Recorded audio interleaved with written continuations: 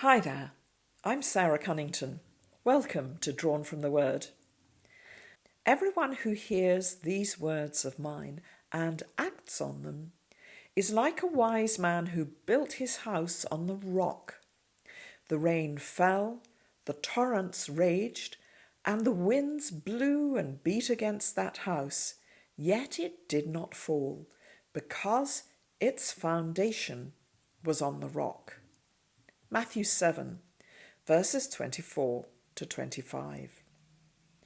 This is my passage for today, but just to keep you on your toes, I won't actually be saying very much about this parable, but I will be talking about a rock and about the rock, about Jesus.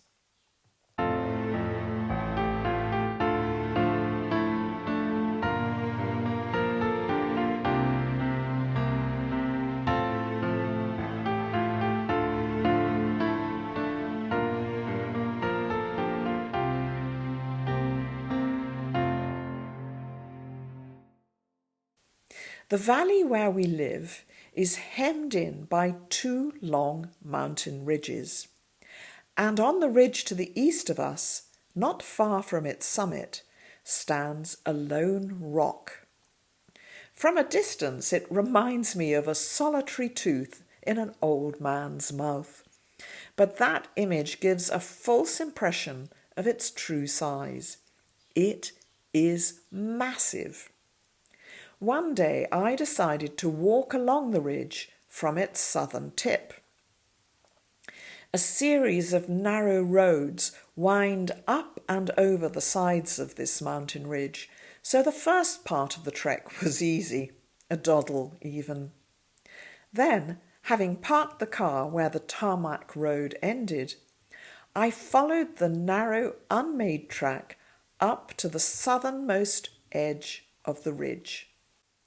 At the top of the track, it turned a corner, and then I found myself looking northwards towards my destination.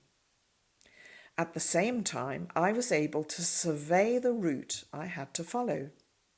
I was quite surprised, because from below, I'd had the impression that the first part of the trail would lead me across smooth, green alpine meadows. But this was far from the case. The rough, tussocky ground was really treacherous going. It had been well and truly ploughed up by the hardy cattle who grazed there through the summer months. It had also been extensively undermined by the tunnels of the field voles, who survived there all year long, even at an altitude of 1,500 metres.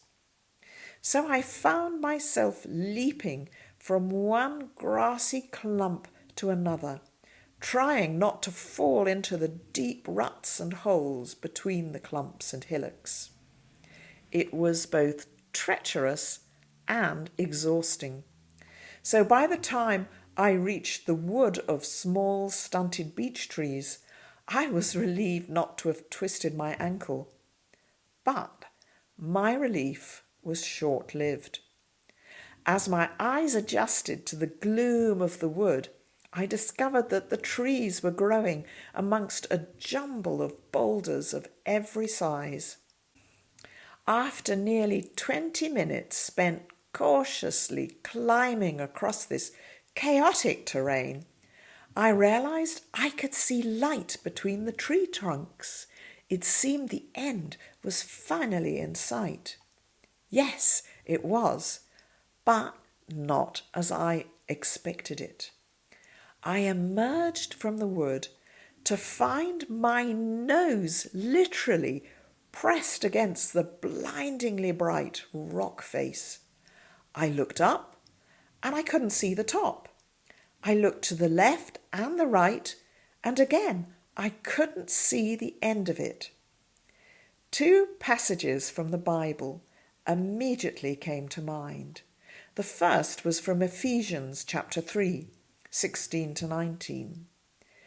I pray that you, being rooted and grounded in love, may be able to comprehend with all the saints what is the width and length and depth and height, to know the love of Christ, which passes knowledge, that you may be filled with all the fullness of God.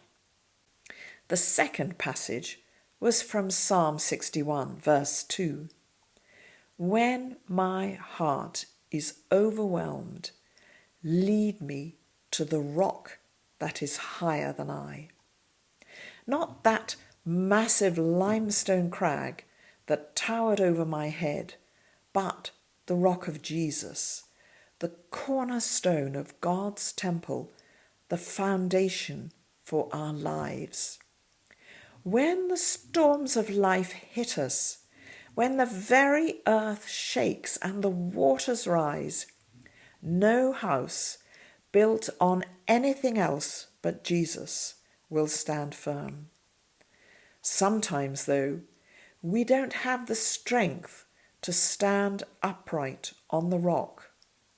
Then we have to make our way into its heart. In the aftermath of Elijah's struggle against King Ahab and Queen Jezebel, the prophet was exhausted. When the queen threatened his life, he fled. Months later, having made his way to Mount Horeb, with the last vestige of his strength, Elijah clambered up its rocky sides. He came to the entrance of a cave, and crawling into the darkness, he collapsed in a heap on its stony floor. In the calm following the ensuing storm, God's still small voice spoke to him, and he was restored. Thank you for listening. May the Lord be a rock of refuge for you in the coming days. I hope you'll join me again next Friday, and in the meantime, be blessed. Bye-bye for now.